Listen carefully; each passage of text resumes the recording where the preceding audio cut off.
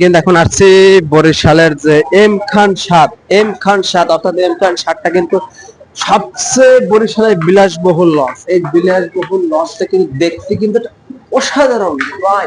আজকে আমরা সেখানে যাচ্ছি, তোমার সাথে থাকো। দেখতেই পাচ্ছ যে আমরা কিন্তু এখন সিঁড়ি থেকে উঠতে আছি দোতলায়।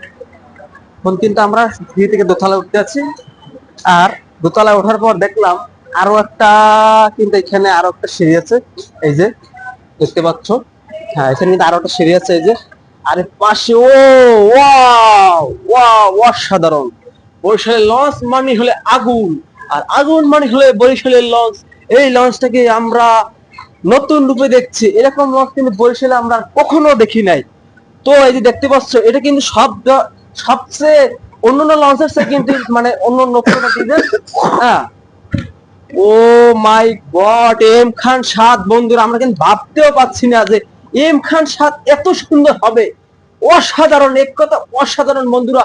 এই যে দেখতে পাচ্ছ আমাদের এই যে পিলার, এটি কিন্তু অন্যান্য যে লঞ্চ আছে তার থেকে কিন্তু আনকমন একটা ডিজাইন, আনকমন ডিজাইন। আর এই যে কেবিন গুলো, ও মাই গড বন্ধুরা, তোমরা সাথে থাকো, দেখতে থাকো যে এই হচ্ছে আমাদের কিন্তু এম খান 7। ও ওয়াও ওয়াও। আর এখানে কিন্তু হচ্ছে কিন্তু এই যে এম খানের 7-এর যে টয়লেট, অর্থাৎ এই যে টয়লেট, এখানে কিন্তু আপনারা টয়লেট করতে পারবেন। দেখি এখন আর কোথায় আছে কি, দেখা যাক। আমি কিন্তু এই প্রথমে উঠলাম এম খান 7।